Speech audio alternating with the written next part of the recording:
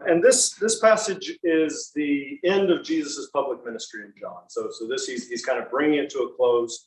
And so as we read through, if you've read through the first 12 chapters, you'll hear a lot of familiar themes.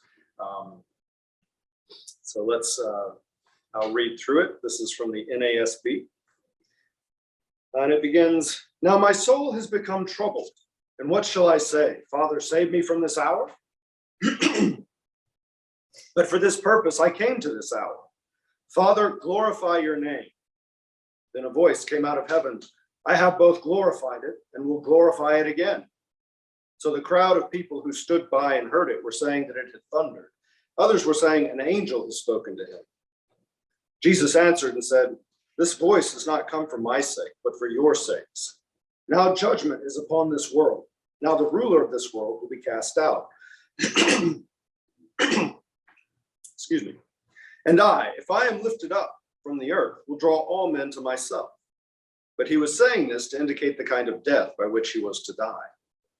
The crowd then answered him, "We have heard out of the law that the Christ is to remain forever. And how can you say the Son of Man must be lifted up?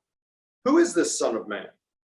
So Jesus said to them, "For a little while longer the light is among you. Walk while, literally as, you have the light, so that darkness will not overtake you. He who walks in the darkness does not know where he goes. As you have the light, believe in the light, so that you may become sons of light." These things Jesus spoke, and he went away and hid himself from them. But though he had performed so many signs before them, yet they were not believing in him. This was to fulfill the word of Isaiah the prophet, which he spoke, "Lord, who has believed our report, and to whom has the arm of the Lord been revealed?" For this reason they could not believe. For Isaiah said again, "He has blinded their eyes, and he hardened their heart, so that they would not see with their eyes and perceive with their heart and be converted, and I healed them." These things Isaiah said because he saw his glory, and he spoke of him. Nevertheless, many even of the rulers believed in him, but because of the Pharisees, they were not confessing him, for fear they would be put out of the synagogue. For they loved it says approval, but the word here is the same word as glory. They loved the glory of men rather than the glory of God. And Jesus cried out and said, "He who believes in me does not believe in me, but in him who sent me. And he who sees me sees the one who sent me. I have come as light into the world, so that everyone who believes in me will not remain in darkness. If anyone hears my sayings and does not keep them, I do not judge him, for I did not come to judge the world, but to save the world.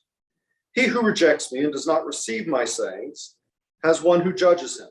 The word I spoke is what will judge him at the last day. For I did not speak on my own initiative, but the Father himself who sent me has given me a commandment as to what to say and what to speak. I know that his commandment is eternal life. Therefore, the things I speak just as the Father has told me." Okay. So again, this brings up many themes that John has brought up over the course of the first 12 chapters. Glory, light, belief, judgment, an emphasis on seeing and hearing and how those things come together. So let's work through it. It begins, and what is Jesus's state at the beginning? How's he feeling? Says he's troubled. He's troubled. Why is he troubled? What he has to face. What he has to face. And do you know what has prompted this? What happens right before this? In 1220, there were certain Greeks among those who were going up to worship at the feast. This is the feast of Passover. Jesus is in Jerusalem for. These therefore came to Philip, who was from Bethsaida of Galilee, and began to ask him, saying, "Sir, we wish to see Jesus." Philip came and told Andrew. Andrew and Philip then came and told Jesus. And Jesus answered them, saying, "The hour has come for the Son of Man to be glorified." Okay? So what is it that triggers, how does Jesus know that the hour has finally come? And again, if we'd read through the first 12 chapters, Jesus is forever saying, "No, it's not my time. The hour has not yet come. The hour has not yet come." And now suddenly, the hour's here. And what's the trigger? The voice from heaven. Not yet. We haven't had the voice from heaven yet in 12:20 through 26. Okay.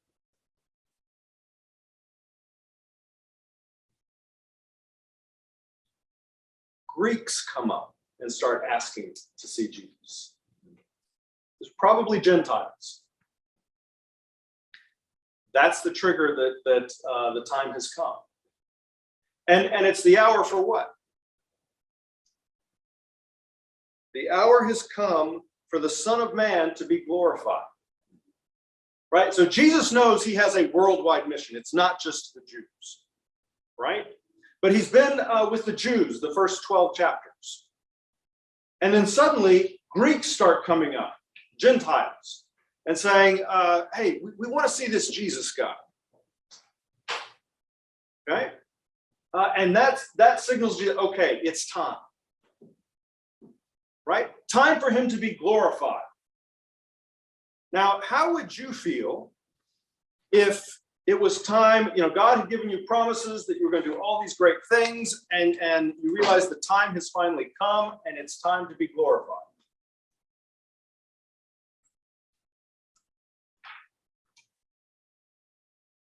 Glorified means what in this case?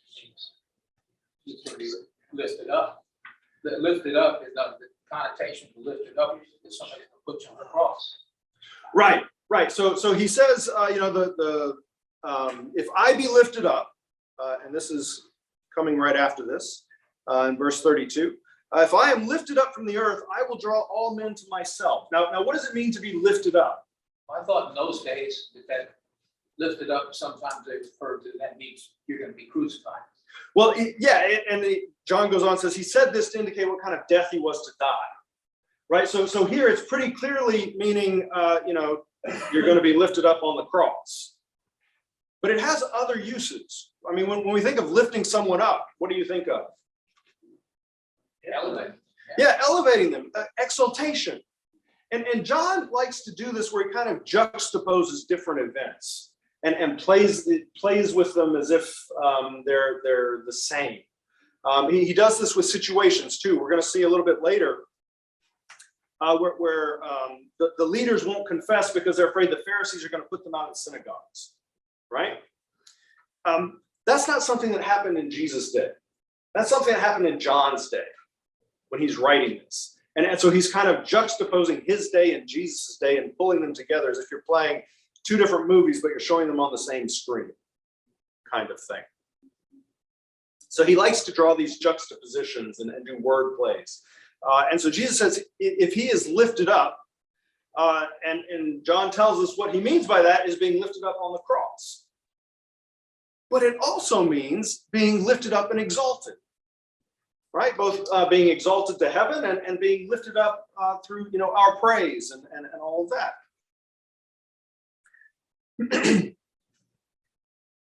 So again, if someone said it's your time to be exalted, to be lifted up, how would that make you feel? Probably pretty good, right? Hey, it's time for glory and exaltation. And what is Jesus's response? Oh, I'm troubled. Right? What shall I say? Father, save me from this hour? Now contrast the Jesus here in John with the Jesus in the Synoptics. What does Jesus pray in the Synoptics? Yeah, let this cup pass from me. And he goes on to say, yet not what I will, but what I'm going to do it. I'll do whatever you want me to do, but it would be great if you could let this pass. Right? And you read Mark, he throws himself on the ground, got snot coming out of his mouth. He's crying so hard, and just overwrought.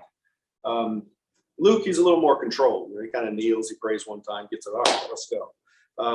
But here in John, he's like, what, am I going to say, save me from this? No, this is the whole reason I came. Right? And so what does he ask instead?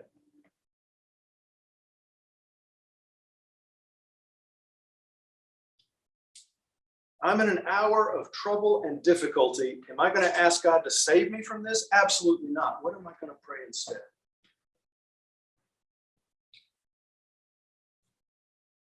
Father, glorify your name. Father, glorify your name.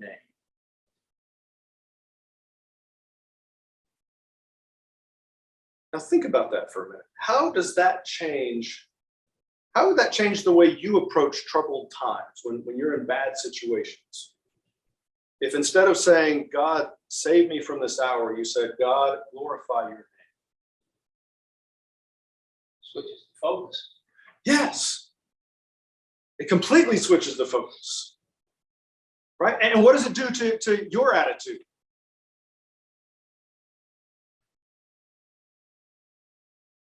Instead of looking for the escape hatch, what does that kind of steel you to do? Kind of man up. Yeah, and persevere through, right? Now there are times in the Gospels where Jesus, like when they get on the boat in the lake and things get rough, and Jesus is just like, peace, be still. There are some obstacles that you just kind of you deal with and you move through.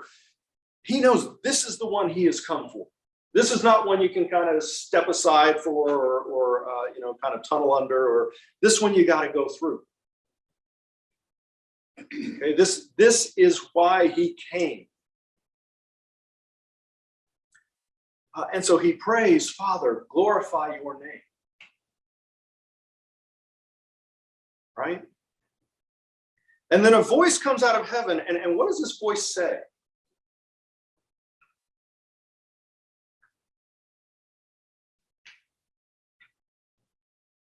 Still in verse 28. I have both glorified it and will glorify it again. Yeah, I have both glorified it and I will glorify it again. What does that mean? Exactly. Okay. And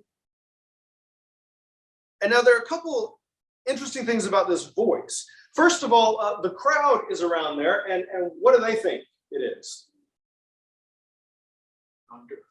Thunder. Right? God speaks, but they can't hear it. Or they can hear it, but they don't understand what it is. Right? That's just thunder. And some of them discern it actually is coming from heaven, and they think, oh, an angel speaking to him. Right? Kind of like when Paul is struck off his horse or donkey or whatever he was riding, and he has this conversation with Jesus. Paul, why are you persecuting me? Saul at that point. And the people around him, they don't really hear this conversation. They just hear this thunder. Right? God is often speaking. He's always speaking. The question is, are we listening? Can we hear him? Or does it just sound like rumbling thunder? Right? Ask God to help you hear what he's saying. Right? That's going to be a theme in this passage. How are you hearing? And one of the things that's going to be associated with hearing in this passage is judgment if you're not keeping the things that are being said. Right? Well, the first step to keeping it is actually hearing what was said instead of, right? So that's the first point to note. The crowd hears it, but they don't understand what it is. They don't recognize God as speaking. They think it's just thunder.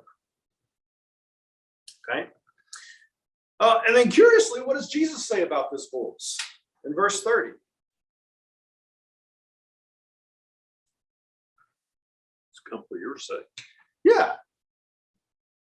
God didn't say this for me.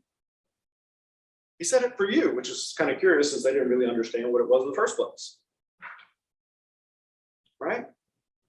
How is this for their sake?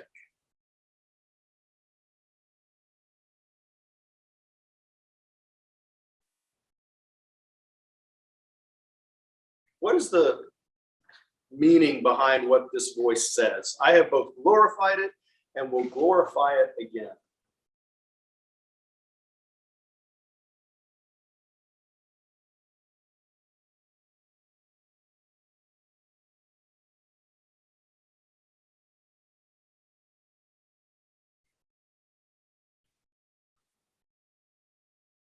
think what it's saying is let the past give you confidence for the future.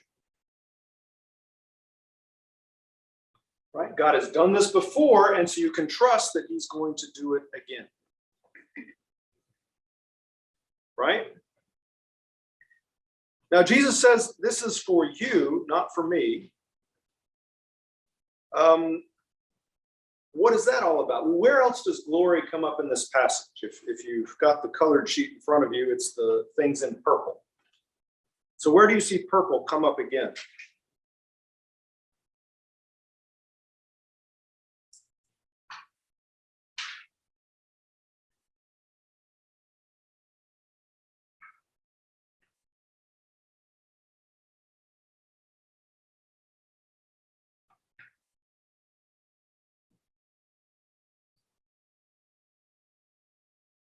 Go down a little ways. Yeah, verse 43. And actually, it first comes back in 41, where he's having this discussion about Isaiah. Right? And he says Jesus is kind of fulfilling Isaiah's prophecy. Isaiah had been talking about, who's believed our report, to whom has the arm of the Lord been revealed. And he talks about them being blinded in their eyes.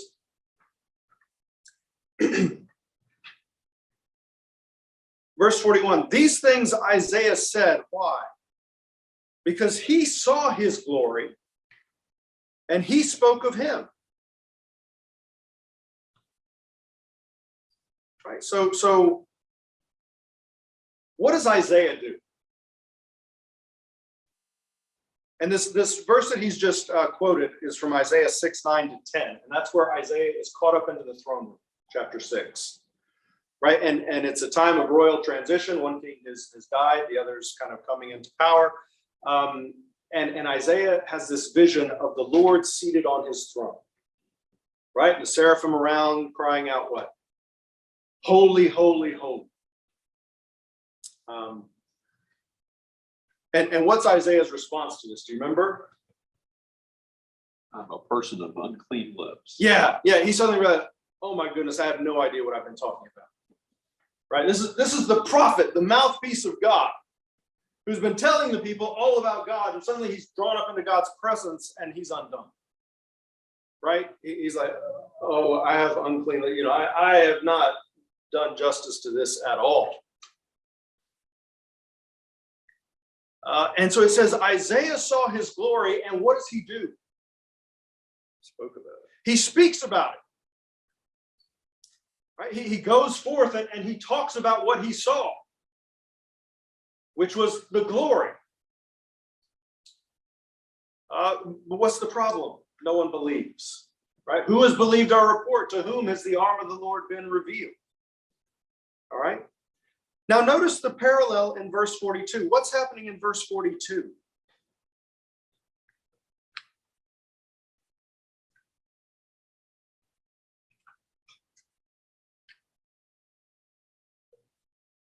Nevertheless, many even of the rulers believed in him, but because of the Pharisees, they were not confessing him, for fear they would be put out of the synagogue, for they loved the glory of men rather than the glory of God. Right? So these Pharisees, even the rulers, so these people who are in positions of leadership, they believe in Jesus. And again, this is probably referring more to John's day than Jesus' day. Right? And John's kind of doing this to make a point to his contemporaries. Think about the parallel with Isaiah. What did Isaiah do? He saw the glory, and then what?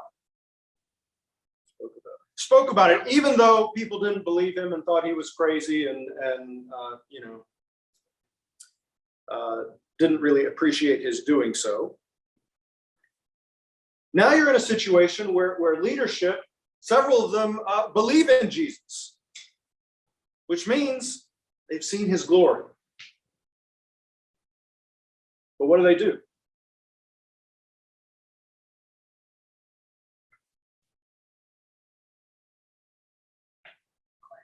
They clam up. Why? Afraid they'll be put out of the synagogue. Yes. They're afraid it won't go well for them if they speak up. Right? I have both glorified it and I will glorify it again. He did it in Isaiah's day. He did it in Jesus's day. He would do it for these leaders if they would be willing to speak up. He will do it in our day. Right?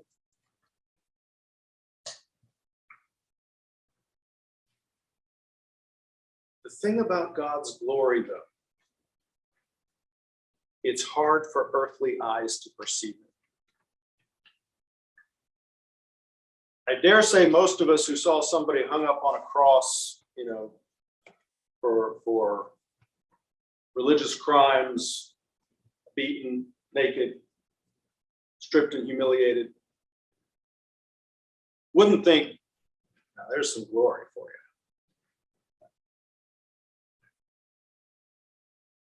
That's because we live in a world of darkness. Our priorities have gotten reversed. Why is that Jesus' point of glorification?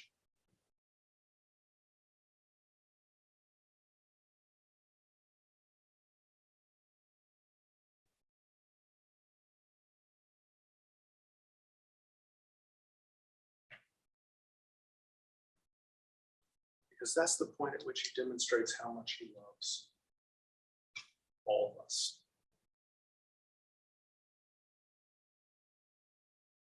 Glory is about how much you love. Right? And those whom God glorifies are those who are willing to go through the hard times for the sake of others. Right? Why does Jesus endure the shame and humiliation of the cross and pain? Shares our sufferings. Yeah, he does it for us. I mean, think about it. He didn't really gain anything because he already had a spot in heaven, seated with the Father, whom he'd been with forever. He gave that up temporarily to come down and be with us, humanity.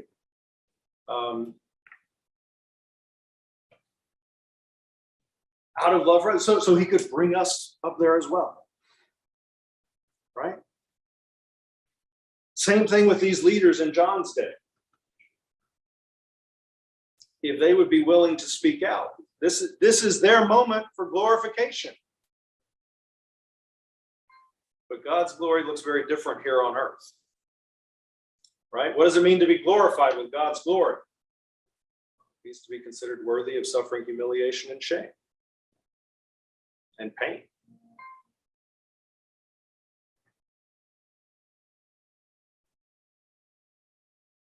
That's why when Jesus discerns, the hour is here, time for glorification and exaltation, what's his response?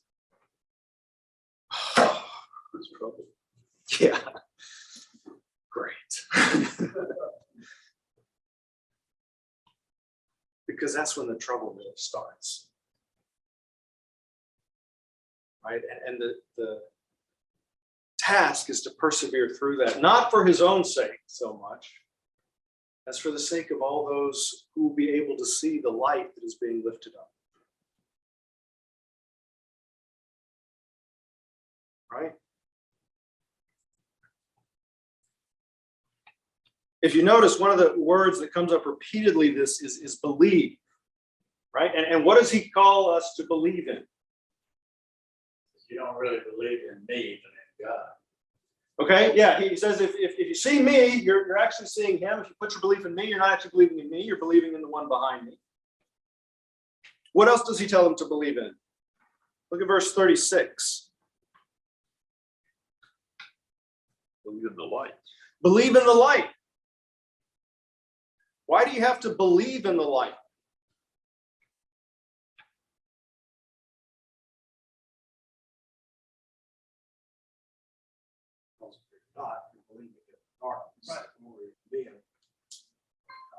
The light's the truth. There's nothing else worth believing in other than what's true. Okay. And what does it mean to believe in the light? What does that look like in this context?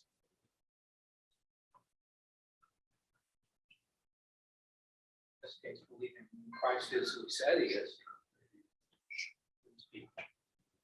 Okay.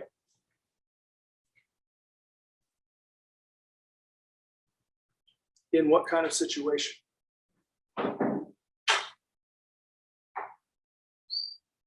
Why do you have to believe in something?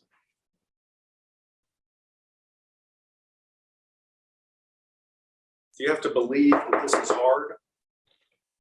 Well, on some level, perhaps, but I mean, you don't really talk about your belief that this is hard. Why? Because you can see that it's hard. You can hear that it's hard. John is spiritual. Gospel way. It's what you believe, it's what you feel, it's what you do for others. It's things you can't see. Right, things you can't see. That's We're not just skin and bone. That's right. But what is Jesus saying to believe in? The light. Why do you have to believe in the light? Right. What does it mean to walk by the light?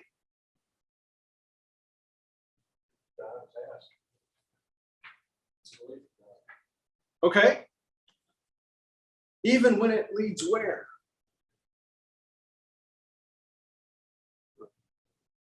To a cross. We saw it with Jesus. And guess what? If you follow God and Jesus long enough, you're going to find yourself in a similar situation.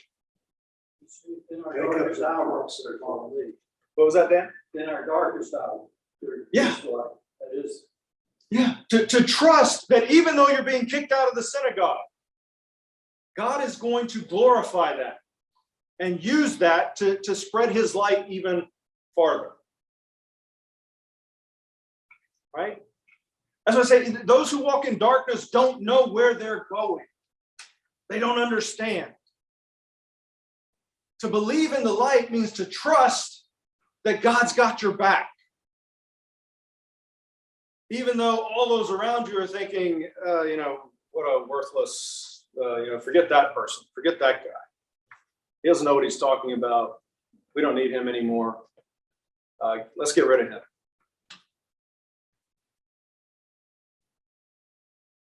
And realizing you've just been glorified. And being able to trust in that. And to, again, recognize that God, that's how the gospel moves forward. That's how the light gets sent out. Because even though those around you can't see it, those who are far away will be able to see it. Right? Jesus getting lifted up on the cross is putting the city on the hill. Right? What do you do with a light? You hold it up for all the world to see. The problem is, most people in this world can't see the light. And so it looks pretty degrading and humiliating. Does that make sense? That's why Jesus said, this voice wasn't for me. I'm going to persevere through. I got it. It's for you. And you. And you. And you. And me. So that when we get faced with that situation, where we have to decide to be faithful to what we think God has called us to do and to say, even though those around us, it's going to not go well for us. Or is it more comfortable to stay fitting in and being true to our friends and family and peers? Oh, God probably didn't mean that. He didn't say that. I probably misheard. Well, you can do that. But that not only robs you of the glory you were destined for, but it also hurts all those people that God was going to call through your life. Does that make sense?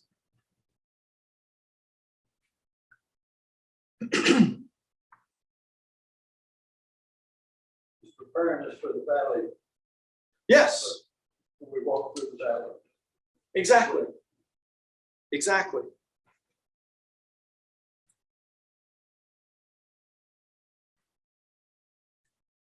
And again, there's this emphasis in the passage on hearing, but then seeing. So the crowd, when he delivers this thing about drawing all people to himself, the crowd answers him, "We have heard out of the law that the Christ is to remain forever. And how can you say the Son of Man must be lifted up?" When we come into the Christian life, it's always based on the testimony of others, whether it's parents, whether it's friends, it's based on what we've heard, typically. Right? The purpose of the Christian journey is to turn you from listeners into eyewitnesses, so that you actually see God come through. Right? And as you see him come through for those who have come before, it gives you the faith that you need to persevere, trusting that he will come through for you too. Right? That whatever valley you're looking at, he will meet you on the other side. Actually, he walks with us through the valley, but we can't see him. Right? We have to trust, we have to believe. Right? And when you've been in a dark room, kind of to the point where you can see things in the dark room, and then someone turns on a bright light, what happens? For sure. Yeah, you become blind. Right? That's what the light does. We have to become blind so that we can see. Right? And it's as we persevere through. Jesus is able to persevere through because he knows where this is going. He knows where it's heading. He knows what the end result is, namely salvation for the whole world. That's what enables him to persevere through. He knows that truth. He has that light, and that light remains a fixture for him that enables him to persevere through the extreme darkness that he has to face. My God, why have you forsaken me? But he knows God's going to be there on the other side.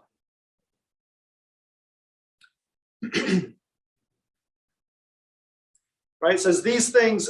So he tells, they ask him a question about, well, we've heard this, you say this, we've heard different things. Who is this Son of Man? So what they're missing revelation of who Jesus is. Right? And as often is the case with this passage, if you read Jesus' response, it sounds like a bit of a non sequitur. So they're asking about who the Son of Man is and how that relates to the Messiah, the Christ, and all of this. And Jesus says, for a little while longer, the light is with you. Walk as you have the light. And I like as is a better translation there, because I think it's not so much while you have the light, is walk according to the light that you have. Right? As you have light, walk in it. Because if you don't, what's going to happen? The darkness is going to close in again, and you won't be able to see even that light. So he tells them, walk in the light that you have, because the one who walks in darkness does not know where he goes. And then he tells them, believe in the light. Why? So you may become sons of the light. Well, what does that mean?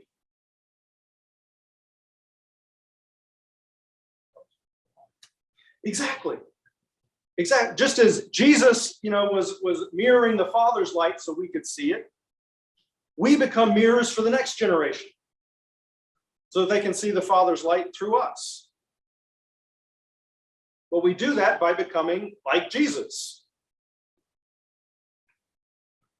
Right? To become sons in the ancient world was to become like someone. That defined, to the point where even if you were a biological descendant, but you were completely different, you didn't embody the characteristics of your parent, well, it was like you weren't actually their children. That's why Jesus tells the Pharisees, you claim to be sons of God, but really your father's Beelzebub because you do his works. right? The things that you're doing are in line with his character, not God's. So this, I find this curious. He says, walk in the light, believe in the light. It's with you for a little while longer. And then what does he immediately do? These things Jesus spoke, and then he went away and hid himself from them. That's why you've got to believe in the light, because suddenly they can't see him any longer. Right? And this is about to happen for the disciples with the 3 days on the cross, or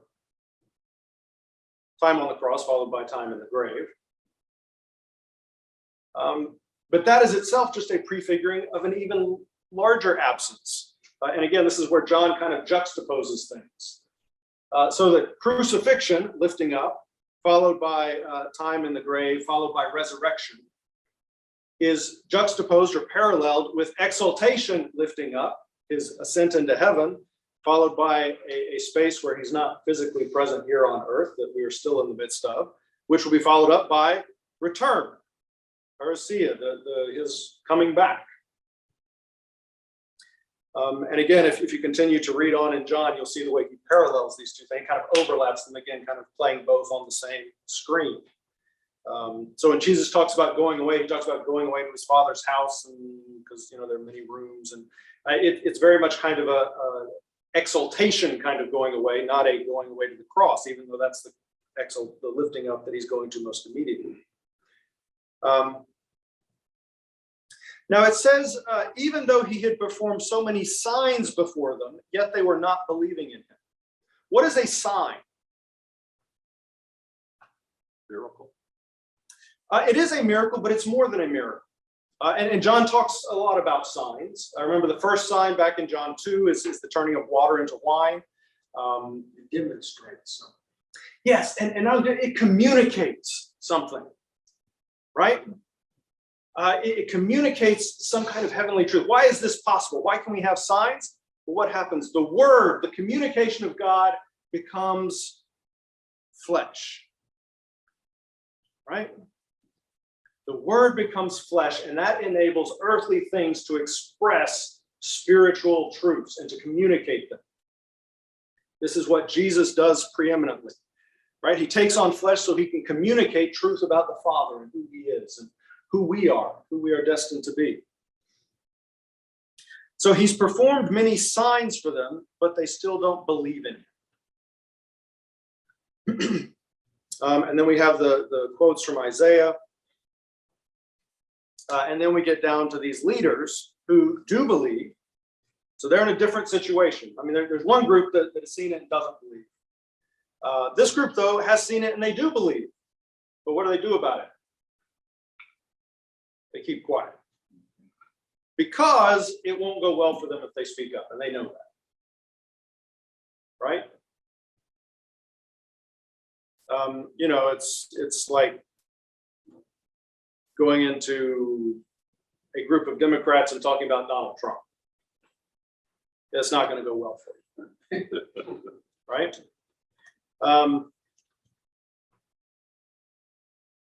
Same kind of thing here. Jesus is kind of the topic you don't mention, or at least not mention in favorable terms. Because they won't like you anymore. I think Alan Dershowitz was just on Fox talking about how all of his friends have now deserted him because he has defended Trump's legal rights. So it's that kind of situation where doing what God has called you to do and say and standing up for that. And who's it going to cause you trouble with? Not the people out there. Who wants to be supposed to? Yes, exactly. The people who should be most supportive. Your family, your friends, your Christian brothers and sisters, the people in Christian leadership over you. Right? It's the Jewish leaders that are most upset with this.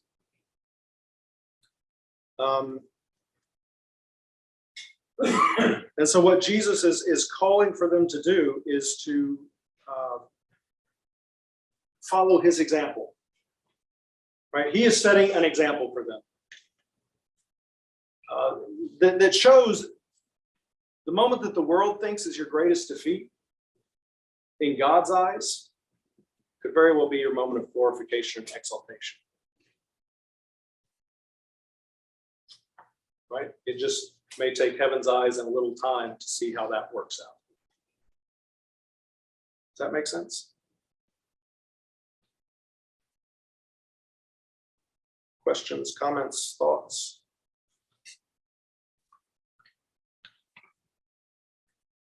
Well, as you go out this week, I would encourage you, when you face troubling times, consider, instead of praying, Lord, save me, help me get out of this. Instead, pray, Father, glorify your name in me. Help me to behave in this situation in a way that will allow you to pour out your glory and make me a vessel of your light so that others might see it. Some will remain blind, and to them you won't look very good, but others will see and be drawn to the light. Have a good week. Thank you. Thank you so much.